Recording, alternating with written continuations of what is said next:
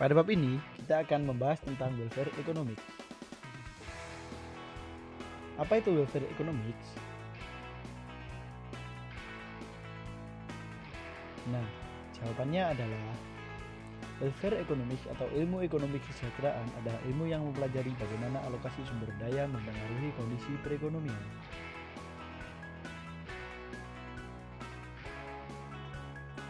Kita akan mulai dengan mengkaji keuntungan yang diperoleh pembeli dan menjual di pasar.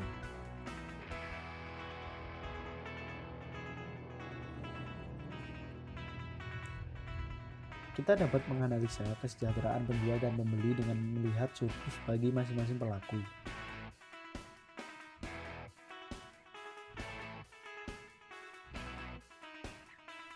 Kita mulai dengan melihat keuntungan yang diperoleh pembeli atau bisa disebut surplus konsumen.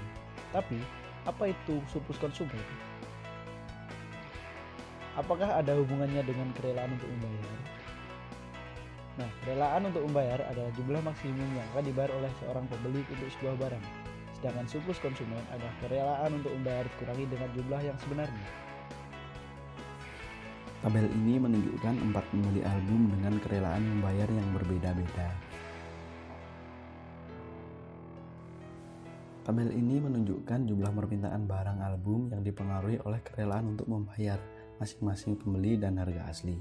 Semisal John yang mempunyai kerelaan membayar sebesar $100, dia akan membeli album tersebut ketika harga album di bawah $100 dan tidak akan membeli ketika harga berada di atas $100. Selanjutnya, kita akan mempelajari tentang surplus produsen. Apa itu surplus produsen dan apa itu biaya? Biaya adalah nilai berapapun yang harus dikeluarkan oleh penjual untuk menghasilkan sebuah barang. Surplus produsen adalah jumlah yang dibayarkan oleh penjual untuk sebuah barang dikali dengan biaya produksi barang tersebut. Tabel ini menunjukkan jumlah biaya yang harus dikeluarkan kepada 4 penjual yang berbeda. Tabel ini menunjukkan jumlah penawaran jasa cat yang dipengaruhi oleh biaya produksi masing-masing penjual dan jumlah yang dibayarkan kepada penjual.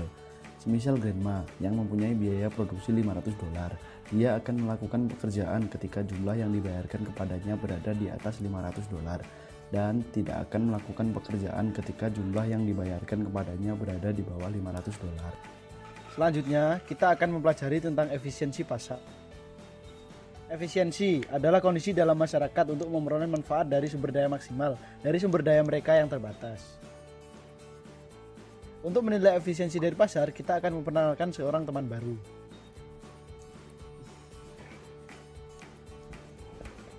Mr. Hilal yang murah hati. Dia seorang pemimpin yang memiliki tujuan besar. Dia sedang bingung. Nah, dia ingin memaksimalkan kesejahteraan ekonomi setiap orang dalam masyarakat. Jadi, apa yang harus Mr. Hilal lakukan? Apakah Mr. Hilal harus membiarkan membeli dan menjual pada titik keseimbangan yang akan tercapai dengan sendirinya? Mari kita bantu jawab. Untuk bisa mengetahui besarnya total surplus, kita harus mengetahui seberapa besar surplus konsumen dan surplus produsen terlebih dahulu. Untuk bisa mengetahui besarnya total surplus, kita harus mengetahui seberapa besar surplus konsumen dan surplus produsen terlebih dahulu. Salah satu yang dapat diterapkan adalah jumlah surplus produsen dan surplus konsumen, atau yang biasa disebut total surplus. Untuk menghitung surplus konsumen, nilai bagi pembeli dikurangi nilai yang dibayar oleh pembeli.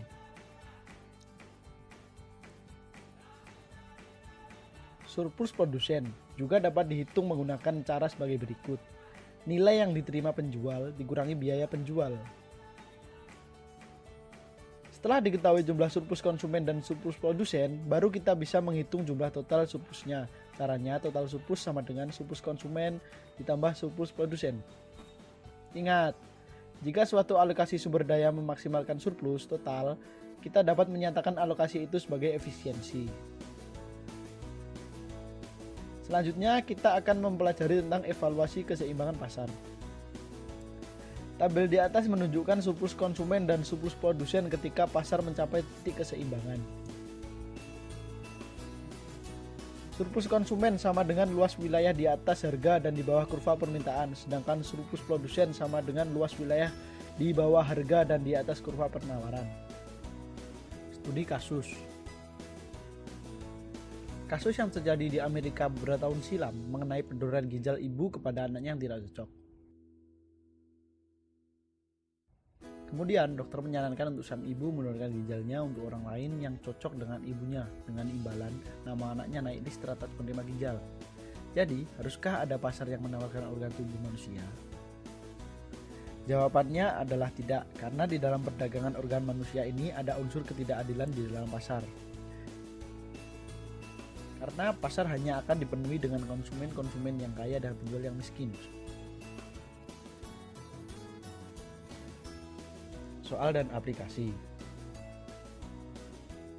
Biaya pembuatan stereo system telah turun selama beberapa puluh tahun terakhir. Mari kita analisis beberapa akibat dari kenyataan ini. Gunakan diagram penawaran dan permintaan untuk menunjukkan dampak menurunnya biaya produksi terhadap harga dan terhadap jumlah stereo system yang terjual. Ini adalah kurva permintaan dan kurva penawaran stereo system dengan keterangan sebagai berikut: Q1, Q2, S1, S2, P1, P2, dan D.